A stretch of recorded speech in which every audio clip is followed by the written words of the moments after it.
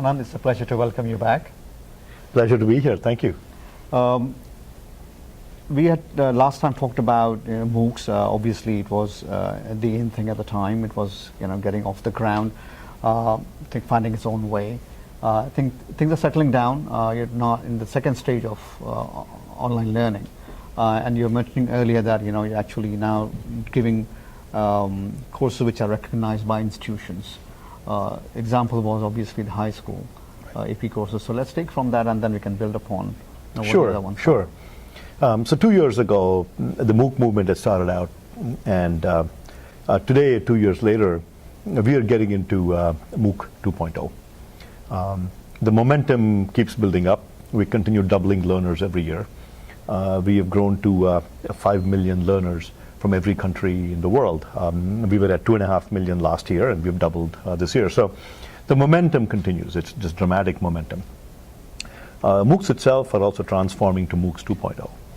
When we started 2 or 3 years ago, there were individual courses. From there, we went to what are called X series programs, which are bundling of courses, 2, 3, 4 courses in particular disciplines. Today, we also offer credit. So we launched a program with Arizona State University called Global Freshman Academy. As part of that, if you're a student anywhere, if you're anybody, anywhere in the world, you can take up to 1 whole year, freshman year's worth of courses on edX, virtually for free. And if you pass the course, you can pay about $600 per course and get credit at Arizona State University. So this way you can complete the 1 year of college credits for a general education at very, very low cost. We also launched a high school program. We launched AP courses. We are looking to offer all AP courses. We're up to about 20 AP courses, and there's another 10 or 15 left. But we have all the popular ones. Certainly all the STEM courses in physics, math, chemistry, biology, and so on. So if you're a high school student anywhere in the world, whether your high school offers an AP course or not, you can take that course on edX. And following that, you can go and take the AP exam. And if you pass, most colleges in the US will transfer AP credit. So we're really moving from take courses to taking courses and then finding some recognizable value at the end of courses, whether it's edX certificates that can help you get jobs, credit at universities, or AP courses. Do you foresee this as becoming a full-fledged course which is recognized by some universities rather than as an add-on or a substitute? So in some ways, with a partnership with Arizona State University, since we offer an entire freshman year online, that is indistinguishable from an online university. And so in some sense, through partnerships, you can already complete 1 year of online credentials on edX. And so in that sense, we're already at that point. There is again this, I think, built on the momentum, this renewed energy and interest in online education space. I was just mentioning to the other speaker that John Dewar mentioned, I think it's about $1 trillion industry. So there's a lot of clamor into this. When people are putting a lot of resources and energy into what edX is doing or others similar to you are doing, where is a sustainable business model here? So edX is a nonprofit, but at the same time, we do want to be self-sustaining, and the university partners also want to sustain their production of courses. So we are already generating a fair amount of revenue, and our model is very simple. You can take courses or programs for free. Education is a right, and so you can take a lot of the courses and content for free. At the same time, we get revenue from what you might call a freemium approach, where you can get value-added services for a fee. So on edX, you can sign up for the verified track. When you sign up for the verified track, you pay a fee and you get a certificate. The certificate has a fee. Similarly, we also offer credit. So you can take the course for free, but if you want credit, once you pass the course, you pay a fee.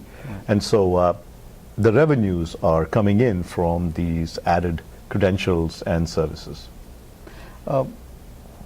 The other problem with this is the big universities, and you have been a part of MIT, are still reluctant to adopt because they feel that this model just cannot replicate the effect that proper universities and person-to-person in partner education delivers. Where do you see yourself and a course like edX standing there? So, ultimately the right answer to questions of which technology is going to take off and so on is that during some period you're going to have a blended model where we can combine the in-person with the online teaching and kind of get the best of both worlds. The online approach has a lot to offer that in-person simply is not able to replicate. So the instant feedback, where when you submit a answer to a problem, the computer can grade you instantly within seconds and get you back a result. Similarly, you can have a rich multimedia experience, and kids today are really used to that rich multimedia experience. And so online, in many respects, are substantially better than campus education. And similarly, there are many aspects of campus that are substantially better than a purely online method. And so on campuses, I expect that the blended model will be very popular. And at MIT, certainly, they have taken the blended model to heart. And already, 4 out of 5 undergraduates at MIT use the edX platform on campus as part of their normal curriculum. So this scalable model then could be adapted by anyone in the world, literally, for all the big schools. Are they waiting because brand dilution is a concern, you think? So different universities are progressing at different paces. And so edX has about 90 institutional partners. Our partners from India include IIT Bombay, IIM Bangalore, and BITS Pilani. And we would love to partner with other IITs and IIMs and other institutes all over India. Our hope is that they will bring these technologies into their campuses and innovate on how campus teaching is also done. Whether it's an IIT or MIT or any other university, and if you walked into a classroom from 50 years ago and you walked into a classroom today, you really won't see a whole lot that has changed. Maybe they use PowerPoint today, which in my opinion is actually a step backwards. But imagine by bringing the online experience, you can have a lot more engaged, interactive experience for the students and really help transform the university as well. Right. Again, thank you for coming and sharing your thoughts. Like always, appreciate it. Hey, thank you. My pleasure to be here.